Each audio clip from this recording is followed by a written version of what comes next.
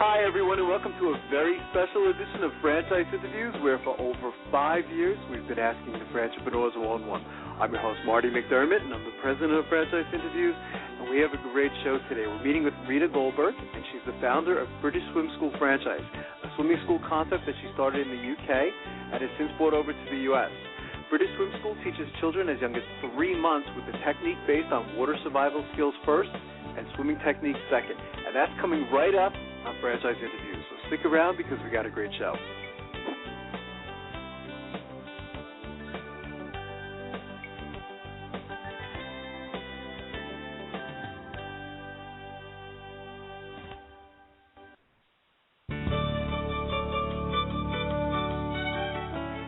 Are you one of those special people who are willing to go after your dreams and goals? Are you ready to fulfill that dream of owning your own business with the security of a proven brand? The opportunity to take control of your future and own a Rita's Italian Ice franchise is within your reach. Rita's is seeking success-oriented individuals who are ready to make a change in their life, and Rita's offers unparalleled training and support to assure your success. And did you know the frozen treat industry is a recession-proof industry, and there are Rita's in 23 states currently with 540 stores open. Rita's Italian Ice has been around for 25 years and is listed as a top-performing franchise by the Wall Street Journal. Now here's the really good part. Rita's Italian Ice is a unique and amazing taste treat. It's smoother than a snow cone, and it combines ice with real fresh fruit. The real fruit adds dramatically to the taste, and it comes in over 40 flavors. The ice and fruit are mixed on site and made fresh daily, and it is delicious. You'll want to know more about this exciting and successful franchise opportunity. Go to www.ownaritas.com and get all your questions answered. That's www.ownaritas.com to take control of your dreams and future today. You don't want to wait any longer to be a part of this adventure. www.ownaritas.com.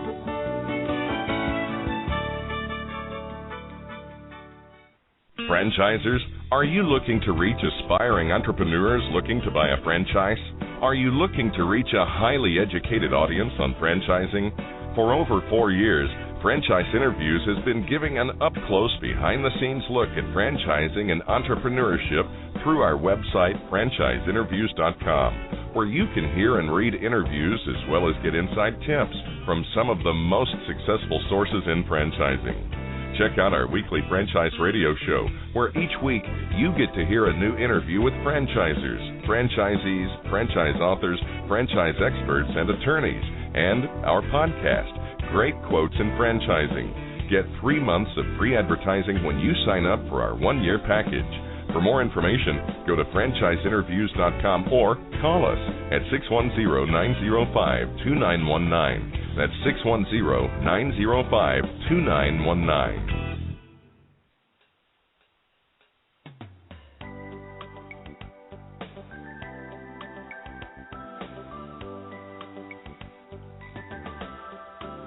Hi, everyone, and welcome back to a very special edition of Franchise Interviews, where for over 5 years we've been asking the entrepreneurs one-on-one. I'm your host, Marty McDermott, and I'm the president of Franchise Interviews. And as we were saying earlier, we have a great show today because we're meeting with Rita Goldberg, and she's the founder of British Swim School Franchise, a swimming school concept that she started in the UK and has since brought over to the U.S. Hi, Rita. Good morning. How are you doing today? Good morning, Marty. I'm doing great, thank you. We're down in Florida. Oh, that's fantastic. That's fantastic. We were so excited to have you on the show.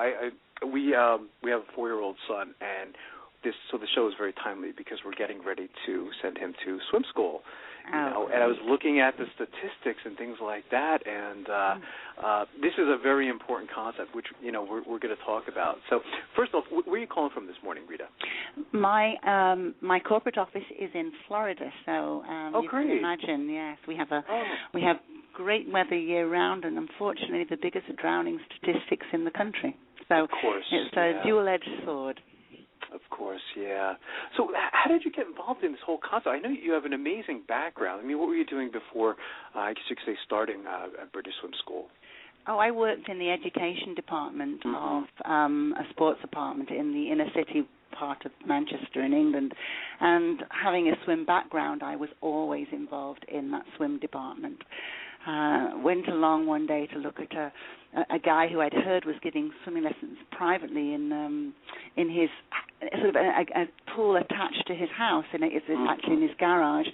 And my light switch went on. I thought, this is what I want to do. So hence British Swim School. It wasn't actually called British Swim School at the time, but that's how we started. We found an old house, Victorian house, with a huge basement, put a pool in the basement, and off we went. And I'm not there, but still there 30 years later. Still is it really? Great. Oh, that's fantastic. Yeah. That's amazing. So, I mean, the company has a very interesting history, so you can say. You talk a little bit about the history of the company? Yes, it did. As I say, it started in the basement of a house. We bought an old house and grew the business there. And what actually happened was, in England, you didn't really start to teach children until they were about 5 years old, which was great. It wasn't, it's 30 years ago, so it wasn't quite as exposed to swimming as children are today. Right. And for purely at the time a business point of view, I decided this is ridiculous. I'm sure we could teach 4-year-olds. So we started to experiment, and it was very easy to teach 4-year-olds. Same method, just swimming forward, going to the wall, etc. And then we thought, 3-year-olds. And then it started to get a little more difficult to teach a 3-year-old to pop up for air because the head weight and body weight at that point hasn't really changed a great. Head's still considerably heavier. And so we started to look, and I began to explore and research, and we found that we could teach little ones, instead of coming up for air when they ran out of breath, to roll over on their backs.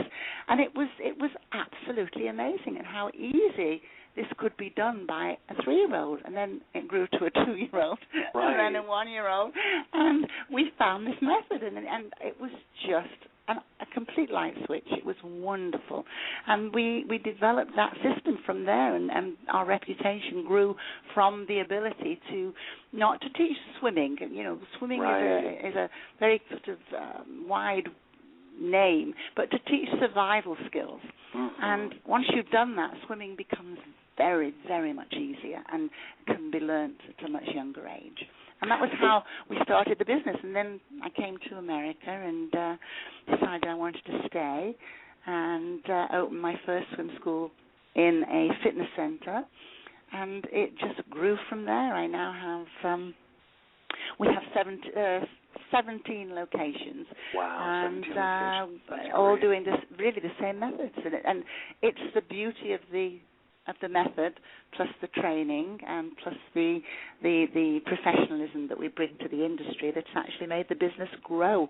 And we went into franchising not that long ago, and things are really catching everybody's excitement. We're feeling very fortunate. It seems like franchising is very appropriate for this type of model, Rita, because, again, as you said, it sounds like it could easily be duplicated, whether it's in Florida or, California or really any part of the world, if you think about it, So it just seems like franchising is a very good fit for this type of business model. It is an absolutely perfect fit, and especially the way we're doing it. There are some other swim school franchises out there, and they are brilliant, wonderful. I mean, they're great, but they require a great deal of money because you have to build the location. The way ours is structured, it does not require a build-out.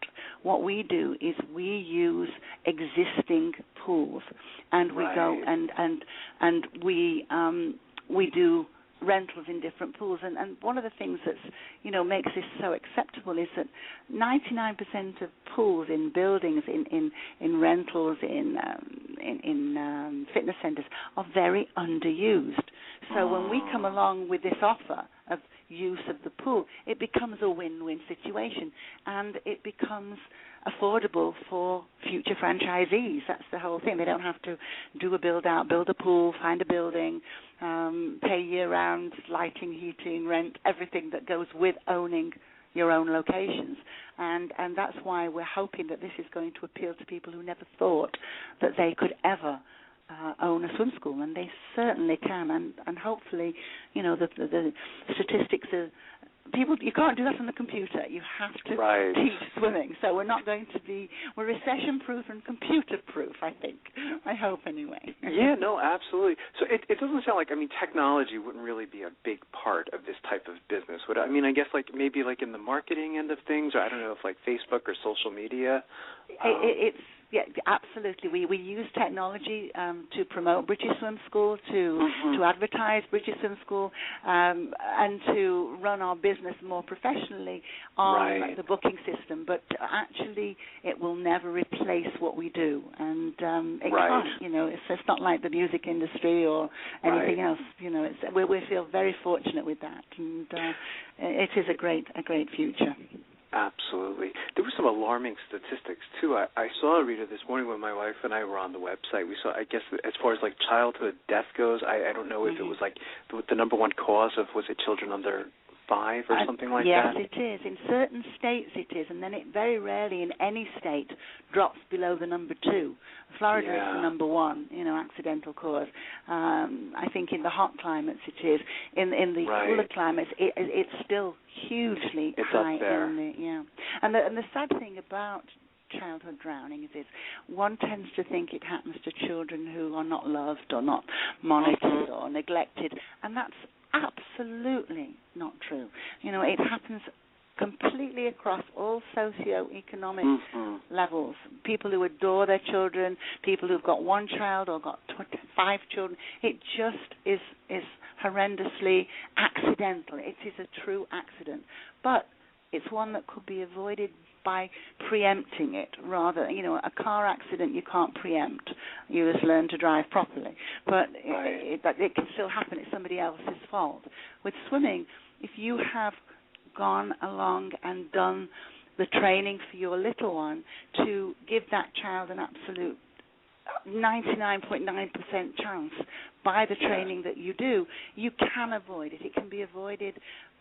Not the accident, but the tragic results of the accident is what you hope to avoid by teaching survival skills in water. Nothing's ever a guarantee, and of course we always insist that parents are vigilant all the time. It doesn't replace it, but it does happen, and if it does and your child has learned to survive in water, then you just give yourself a much better chance, and that's what our teachers are taught. At British Swim School, we don't teach anything but survival until that child can do it, and once it's able to do it, we go on to teach swimming. And that's the way we do it. And when you're looking for your child, look for those statistics. Things or look first, for that right? method. Yeah, absolutely. It's so important. Yeah. We've been doing this show now over 5 years, and it seems like we've had almost every industry on the show, but we haven't had yours on the show yet, so you're first. Right. So great. I like being a first. Yeah, absolutely. That's why we were so excited. We said, here's one for our library, because we feel like we've done it all, but we haven't. Are there any numbers on this industry? It seems like the market for your business is pretty huge. It was interesting when you went, from 5-year-olds to 4-year-olds. You kept opening up the market. The market kept getting bigger and bigger and bigger. So it was very clever on your part to do that. But are there any numbers for this industry as far as how big it is?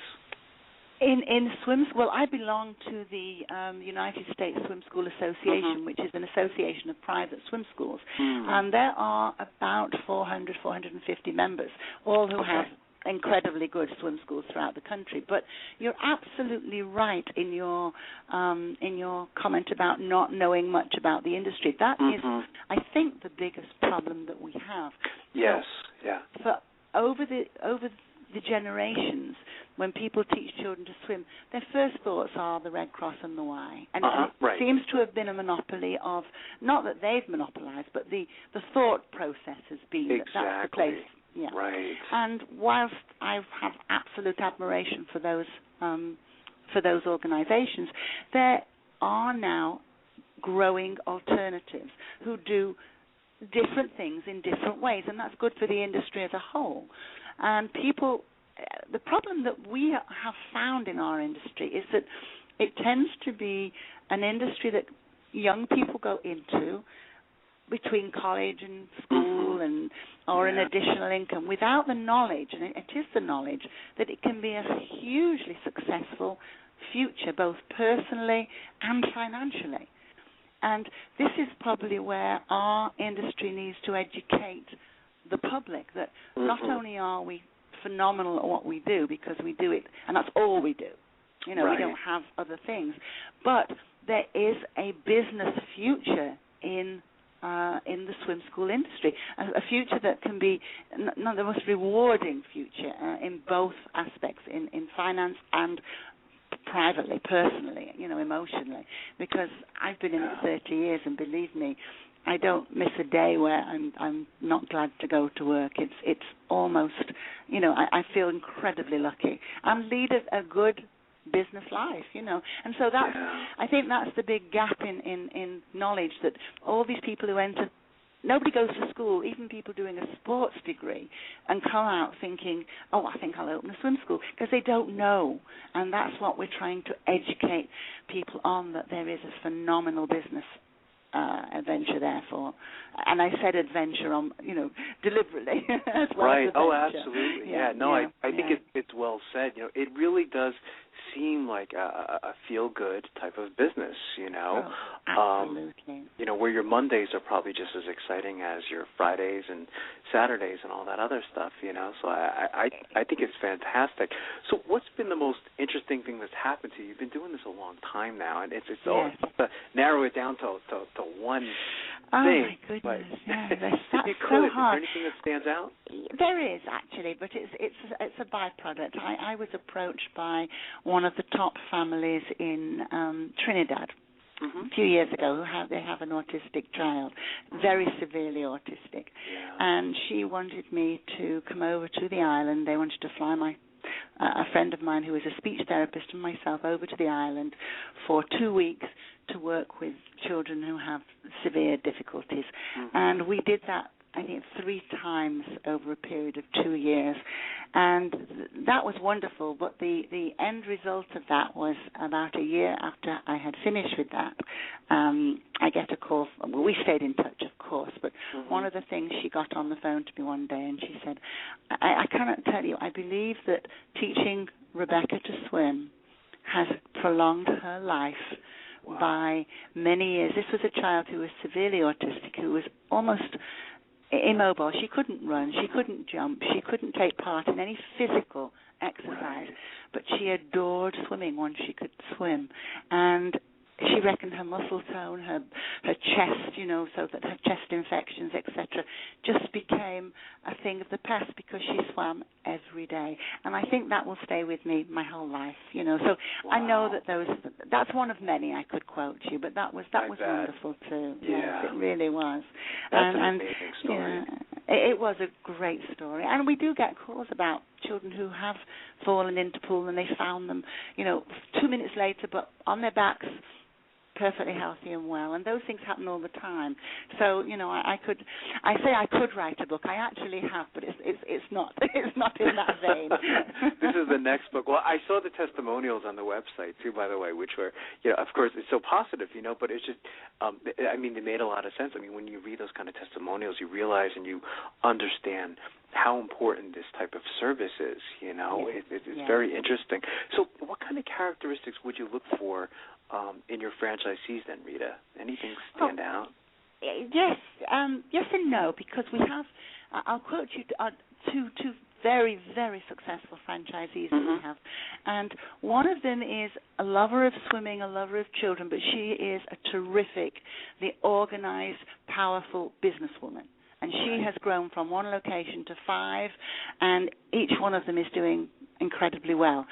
Our other person that I'm quoting is a guy who has come from a passionate teaching background, and he's not been easily transferred into the business world.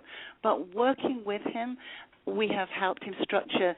You know, he's kept to the swim side of his business and brought in people to work on the business side. So, you know, I think we are very fortunate in being able to have a supply of different characters within the industry. The passion is terrific and the business sense is terrific.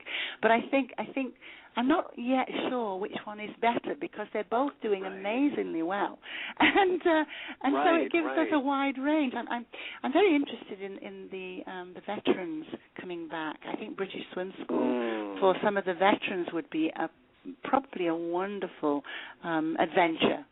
And again, it sounds like if you could follow the this system, for your business model. I mean, it sounds like no matter who you are, you could be successful with it. I'm beginning to believe that. Yes, I'm beginning to believe that because it is a very it's a how can I say, a learnable business. I'm sure that's correct. Good English for an English woman. It's teachable, right? It's teachable, yes, absolutely. And not all businesses are. I think there's some, we been doing the show for 5 years now. We've had all sorts of models on the show, and some of them are a little more complicated, I think, to learn than others. But, in analyzing this one, it seems very teachable and it seems very learnable. So how does the training work then? Once someone decides, they say, you know what, this is right up my alley, I want to become a franchisee, what happens after that point? Is there training?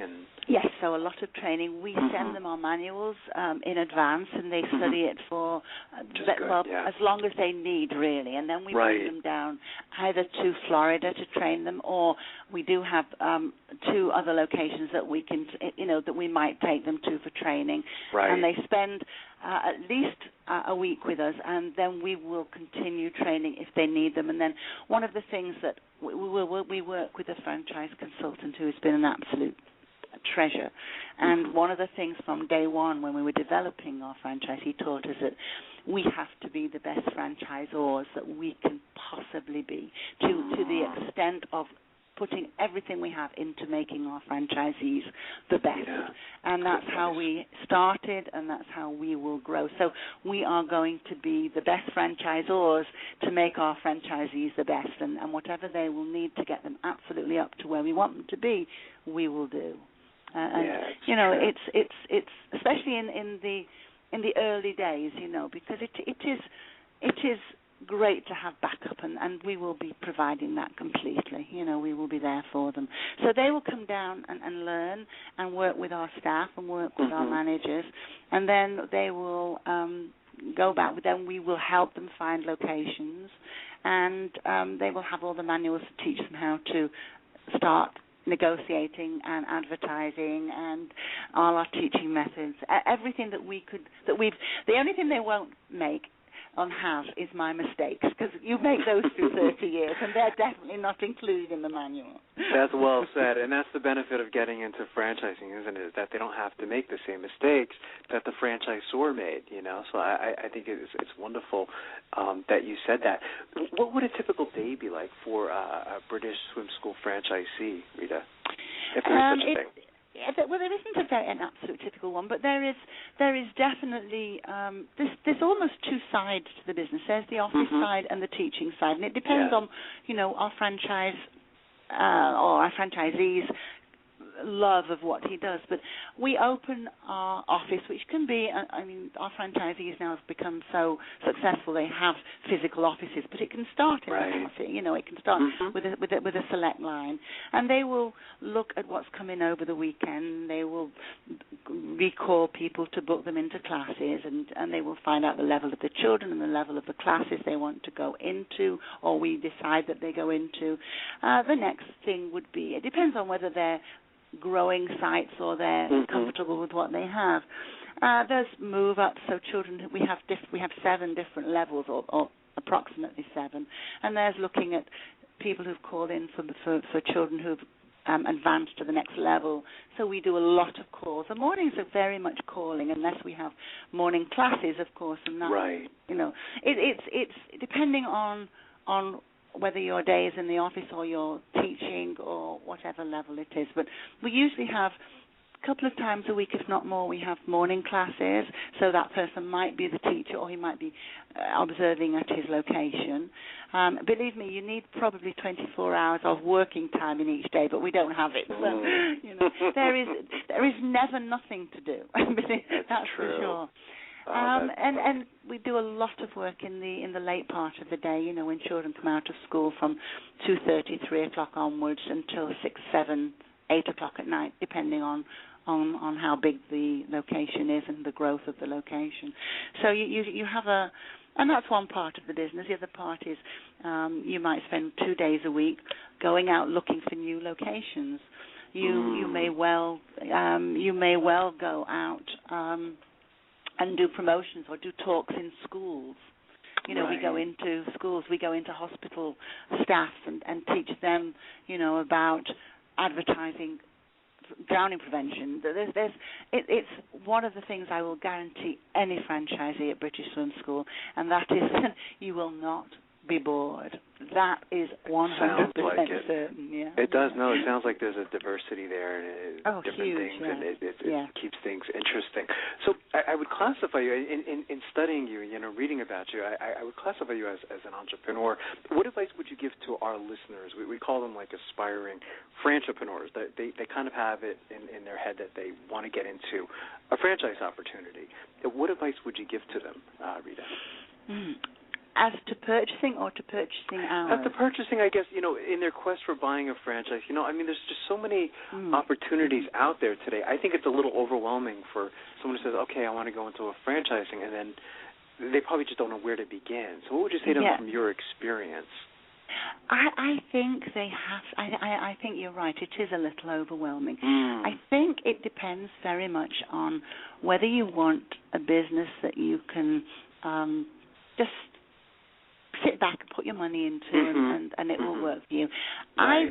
I would think most entrepreneurs are people who want to be passionate. They want to have something of their own. They're obviously looking to own their own business. So I would say to most franchisees, future franchisees, look for something that you can get passionate about. If you've been a cook, obviously the food industry is for you. If you've been involved with children, that's where you want to go. And I'm firmly of the belief that if you've got a good system and a good connection with a good system, for example, if you're looking for a children's franchise and that's your passion, coming in with British Swim School would give you that excitement, and I believe that I know my business is successful because I'm always excited about it. So I do believe, obviously you have to look at the people that you're you're getting into bed with, basically. Of course. And make sure that they're people that you admire and that people that you think are going to support you. Obviously don't stretch yourself financially too far because I think that's scary for any franchisee. Yeah. I think you have to have a lot of energy, a lot of vision.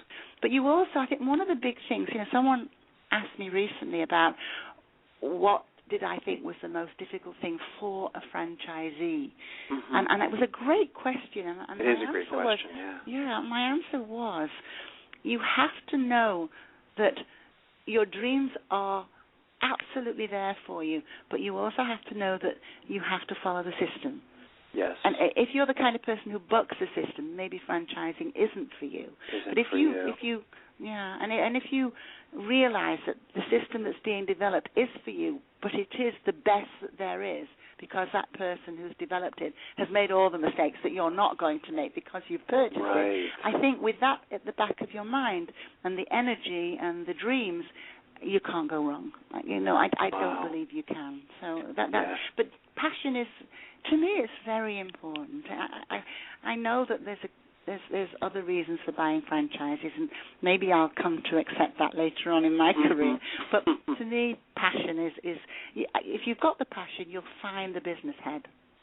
I agree with you. And I think that's where you get that energy from, too, sometimes. You know what I mean, that you're talking about is when you have that passion, you're excited to go to work in the morning, And there's a lot of people out there that just don't have that, So I think your response is fantastic. So what are your plans for the future? I mean, how big do you guys see yourselves in maybe like 5 years down the road? I'm trying not to dream because, just to plan. We'd like to have. We do know that one, British Swim School is affordable. Two, it's a good system. It's three, you will have amazing support. So And I've also got this feedback from people who've been in franchising, different consultants, that when we approach them, they think we're a little crazy. What I don't know what you're talking about. How can you have a... But once they listen to us, everything changes.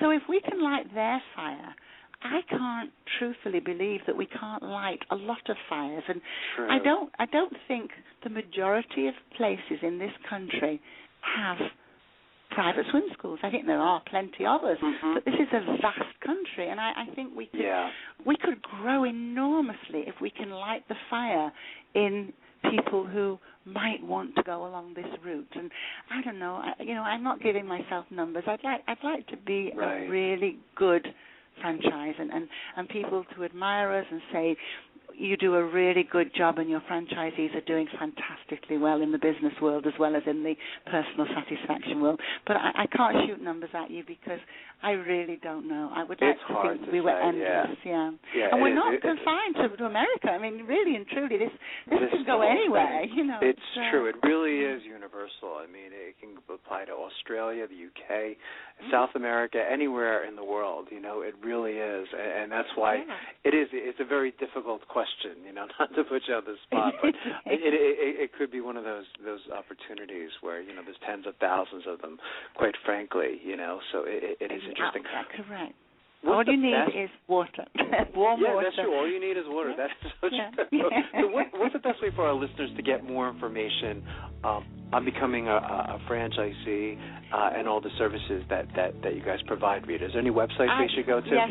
They should the best website of all is our own. It will set them on the path, and we will respond to anything at all, that comes in. So do not hesitate. Just go to the website, BritishSwimSchool.com, very simple, and that will take you to everything that you need to know, including my consultant and myself. And we will, if we don't get back to you within probably 2 hours of your inquiry, then we're probably in hospital. Exactly. That's fantastic. Well, it was wonderful to finally get a chance to speak to you, Rita. I've been studying your franchise for some time now, so it's finally great to have you on the show and get to talk to you, and we're going to be watching you, and we'd love to have you guys come back maybe at the end of the year and watch your progression. That would be great, and get your little one into a really good program. Will do, absolutely. It was great to talk to you, Rita. And you, Marty. Thank you very much. Thank you so much. You have a great day today. And we'll be right back with more franchise interviews.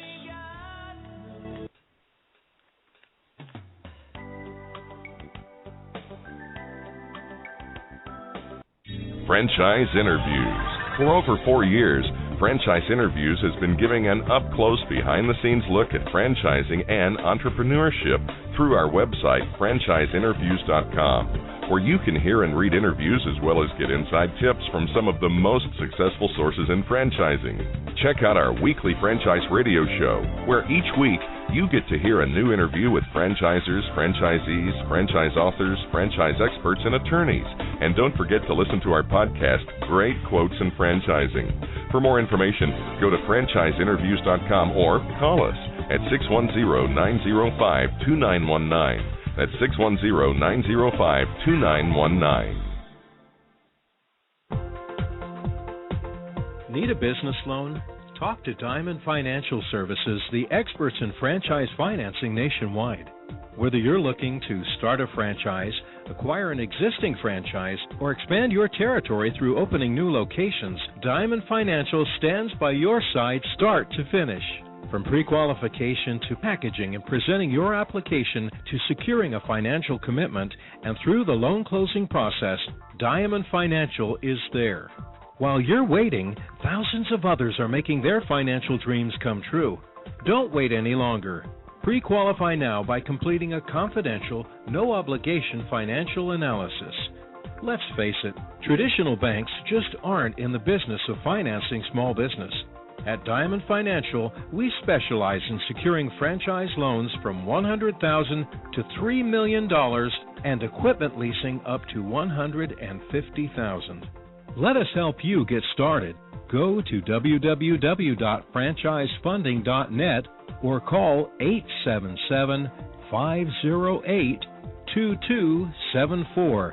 That's franchisefunding.net, 877-508-2274.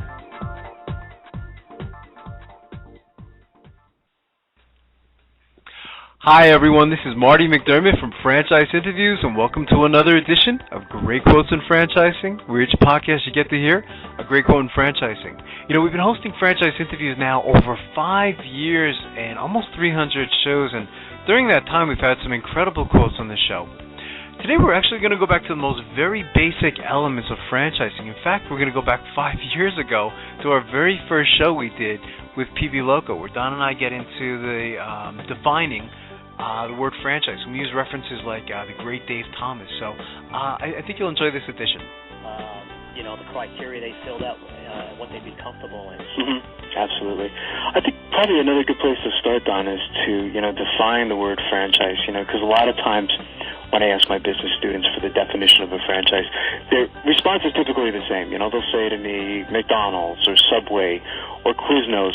And yesterday before the show, I looked up the word franchise in the Oxford Dictionary, and it defines a franchise as follows. It says, an authorization granted by a company to sell its goods or services in a particular way. And, that's a good definition, but it doesn't really help an aspiring entrepreneur understand what franchising really is.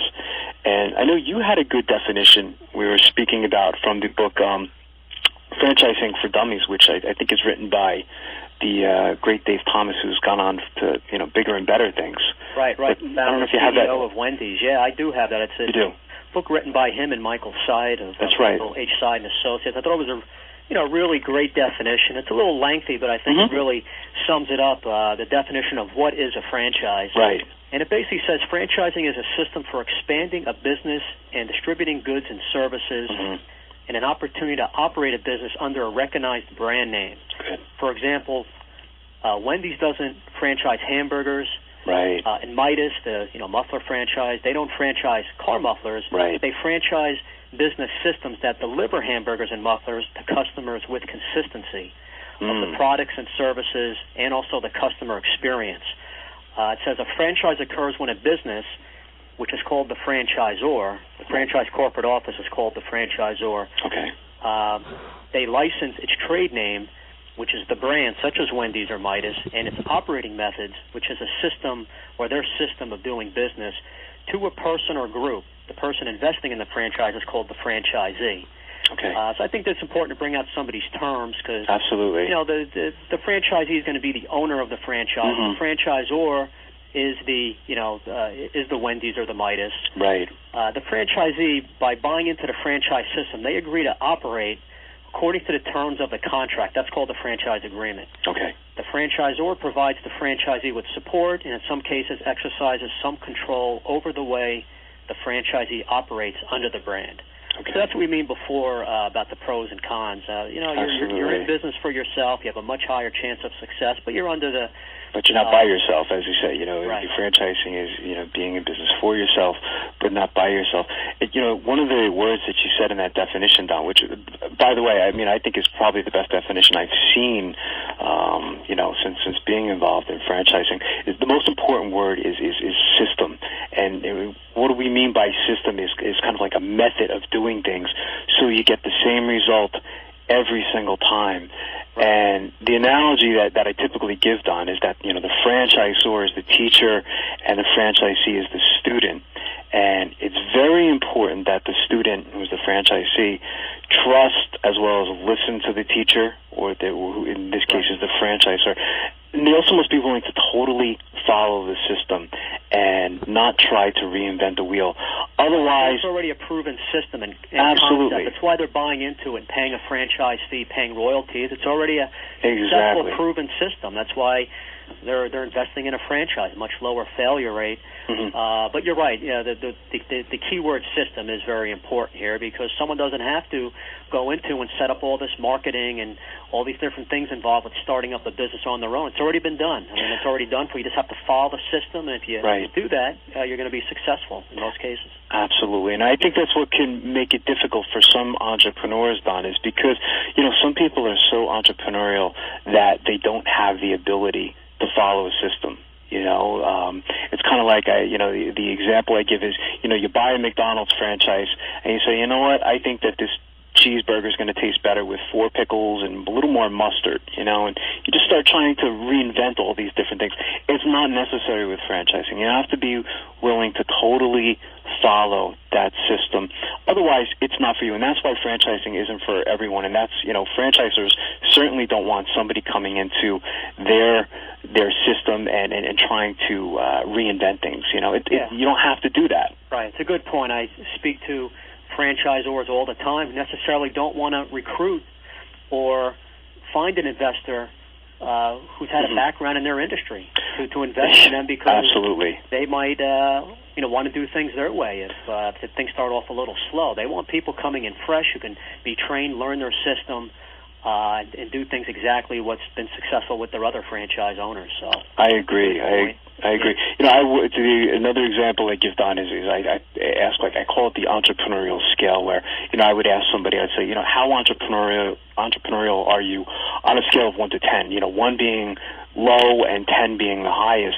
And if somebody said to me that they're a 9 or a 10, I think I would push that person away from franchising, because again, these are typically people who are just so entrepreneurial that, their mind is always going and they just want to reinvent things over and over. And, so those people should not go into franchising, So right. It's very interesting points, Yeah, and just one last part to finish up the definition of what is a franchise. I mentioned it before, but for people not really familiar with the franchise concept, it says for all this service the franchisor will give, it says in exchange the franchisee usually pays the franchisor an initial fee called a franchise fee, right, and then a continuing ongoing fee.